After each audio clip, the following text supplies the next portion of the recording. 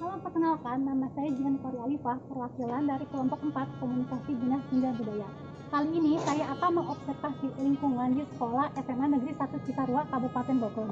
Dan saya juga ingin langsung menanyakan kepada seniman musik tradisional, yaitu Bapak Ridwan Tresna. Sebelumnya makasih banyak nih ya Pak, sudah meluangkan waktunya buat ngobrol-ngobrol sama saya di siang hari ini. Iya. Nah, jadi dari informasi yang saya tahu, Bapak ini kan seorang seniman ya. Kira-kira udah berapa lama ya jadi seorang seniman ini? Kalau disebut seniman, saya kurang begitu ini ya. Tapi kalau pemerhati seni, oke lah, saya setuju. Kenapa? Karena seniman itu seorang kreator, seorang yang visinya selalu kreatif, visinya selalu didasari oleh keinginan untuk mencipta, itu seniman. Ya, makanya seniman sama dengan kreator. Tapi kalau Bapak kan hanya sebatas orang seni yang tahu seni, kemudian mengajar bidang seni budaya. Jadi mau tidak mau harus memperhatikan perkembangan seni itu dari ya setiap setiap hari lah, setiap saat lah. Gitu. Kalau profesi Bapak menjadi seorang guru udah berapa tahun? Bapak diawali dari tahun 85 di SMA Negeri 13 Bandung.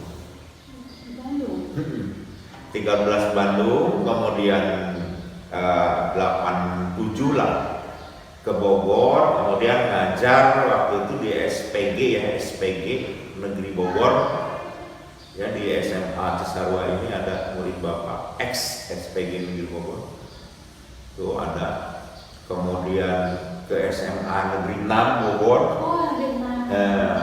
Karena SPG beralih fungsi jadi SMA Negeri 6 Bogor. Terus di situ cukup ini juga.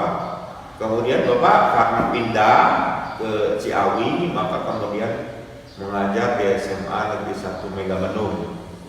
Nah, Megamendung baru tahun 2010 disuruh pindah kemari sampai sekarang. Kayaknya udah mau pensiun bulan Agustus. Kalau Bapak membuat karya itu dapat inspirasinya itu dari mana sih? Berbicara inspirasi itu sesuatu yang sukar untuk diprediksi. Kadang-kadang lagi jalan, lagi naik motor atau lagi di bis gitu perjalanan ke luar kota, kita dapat inspirasi. Kadang-kadang pernah satu hari ketika ayah meninggal, begitu ayah melihat ayah sudah menjadi mayat, itu baru mau mengaji Al-Quran. Biasa ya di kita kan kalau ada yang meninggal ngaji, baru juga mengaji, tiba-tiba muncul inspirasi, bahkan jadinya sebuah komposisi piano. Bisa mendadak gitu ya? Ya udah, mudah-mudahan tidak berdosa ya. Jadi niatnya mau ngaji Quran, tapi muncul ada gagasan, ada inspirasi untuk sebuah komposisi piano, maka ambil tulisan, dapat selalu bawa tulisan, tulis dulu, tulis, baru mengaji. Nah, selesai mengaji, selesai semualah ya kegiatan sampai menguburkan, memakamkan, itu baru dicoba. Ternyata ketika beberapa orang mendengarkan itu, apalagi dari kalangan keluarga ya, mendengarkan yang bukan dari kalangan keluarga pun, ketika Bapak ceritakan bahwa ini komposisi adalah ungkapan ekspresi saya, ya, kesan-kesan saya ungkapkan ketika ayah saya meninggal. Dan nyatanya mereka mendengar itu ikut menangis. Tersentuh ya. Kenapa? Padahal bukan syair yang mau sampaikan, tapi hanya nada. Contoh misalnya ketika seseorang mendengarkan nada,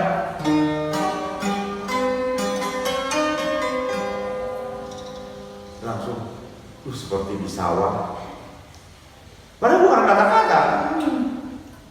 Nah, itu loh kehebatan musik. Jadi betul kata beberapa banyak ahli dan Bapak sependapat, musik adalah bahasa budi. Bukan, musik adalah bahasa verbal, lirik syair bukan. Dari situlah, dari mulai muncul Bapak paling nggak suka, paling tidak setuju dengan musikalisasi puisi. Kenapa tuh? Seorang pengarang, seorang sastrawan tidak pernah memiliki tujuan untuk dinyanyikan.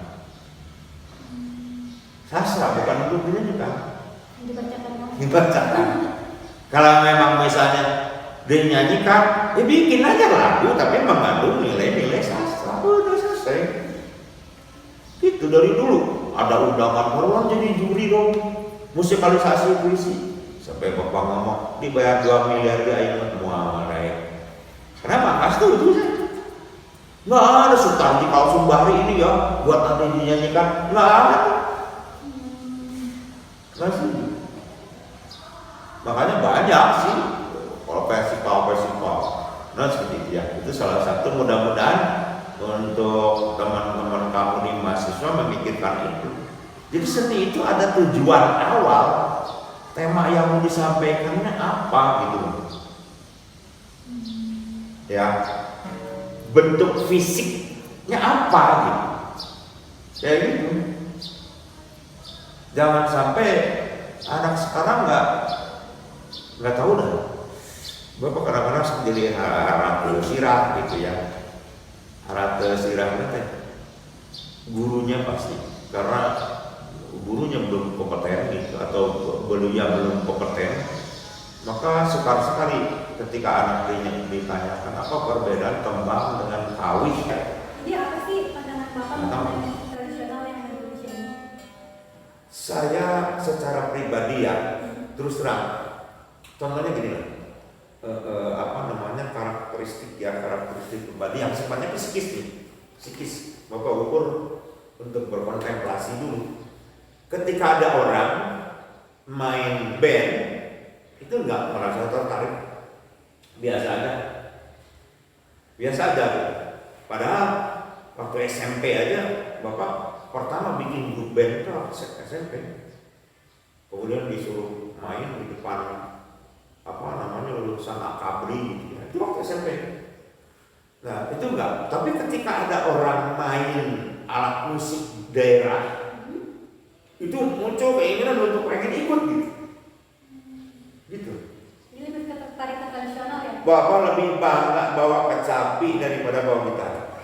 Oh gitu. Ini apa pertanyaan terakhir nih? Jika Bapak menjadi seniman itu apa sih? Kalau ditanya seperti itu ya, tuh kalau menurut Bapak yang merasa prihatin ya, bukan pahit, merasa prihatin ketika anak-anak itu tidak konsekuen dengan apa yang dibicarakan gitu.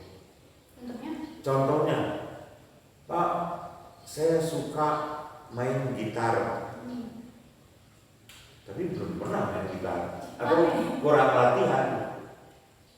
Pak, saya pengen belajar drum. Oke. Tapi seminggu, 2 minggu, sebulan sekali baru dia main drum ke studio gitu. Kalau seni itu seni setiap hari, tidak pernah absen dari latihan, itulah seni. Jadi tiap hari harus ngasah gitu. Harus gitu. Ya dari Bapak sendiri, ada nggak sih saran buat anak-anak muda zaman sekarang buat lebih mencintai musik tradisional? Iya betul. Ingin menyampaikan yang menghimbau gitu. Cobalah mengapresiasi lebih hebat lagi terhadap seni musik daerah atau seni tradisional. Terus terang, Indonesia itu ada bukan karena teknologi, bukan karena ekonomi, ya, bukan karena misalnya hal-hal lain, ya. Tapi Indonesia ada dan dipandang oleh dunia karena budaya. Itu aja. Karena budaya, udah banyak produk budaya yang menjadi diakui oleh PBB, kayak batik, ya, angklung, kayak gitu kan, Pancasila, itu adalah produk budaya. Belum pernah ada teknologi, ini mobil buat Indonesia lah, bohong, gitu kan.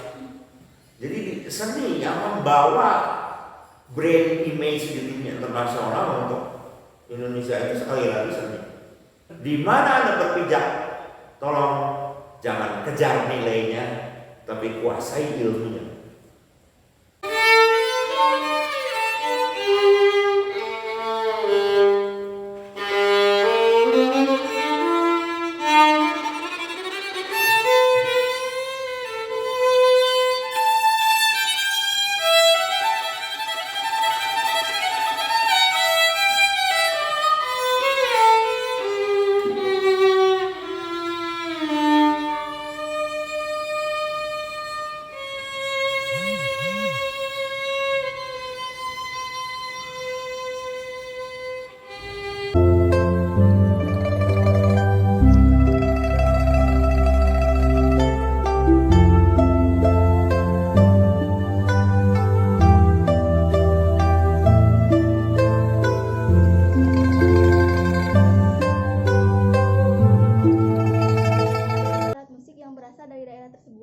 Misalnya cara pembuatan juga, misalkan orang-orang tersebut menggunakan bahan-bahan alami yang ada di daerah tersebut. Musik tradisional itu musik yang ada di Indonesia, di setiap daerah-daerah dari turun temurun. Alat musik tradisional yang saya tahu itu mungkin kecapi, suling, angklung, gendang, bonang, ya mungkin itu ya. Mungkin itu aja yang saya tahu Bang. Dari video yang setelah kami rangkai, terlihat sangat jelas kesadaran masyarakat akan budayanya sendiri masih sangat minim sekali. Pengetahuan mereka mengenai musik tradisional itu sendiri masih sangat jauh dari kata baik, yang menjadikan ketertarikan terhadap budayanya sendiri sangatlah jauh sekali. Tanpa mereka sadari, budaya kita sangat dilirik oleh bangsa lain. Mereka sangat tertarik dengan kebudayaan yang dimiliki bangsa kami. Maka dari itu, kita sebagai mahasiswa jadilah mahasiswa yang cerdas, mahasiswa yang peduli akan kebudayaan sendiri, dan mahasiswa yang mencintai kebudayaan sendiri, agar semua keunikan yang dimiliki oleh kita tidak direbut oleh bangsa lain.